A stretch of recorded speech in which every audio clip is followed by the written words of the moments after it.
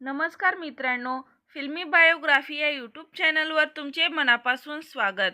अनेक सुप्रसिद्ध मराठी चित्रपट गाजवणाऱ्या एका ज्येष्ठ अभिनेत्याला रुग्णालयात दाखल केले असून त्यांच्यावर शस्त्रक्रिया करण्यात आली आहे. त्यामुळे चाहते चिंतेत पडले आहेत.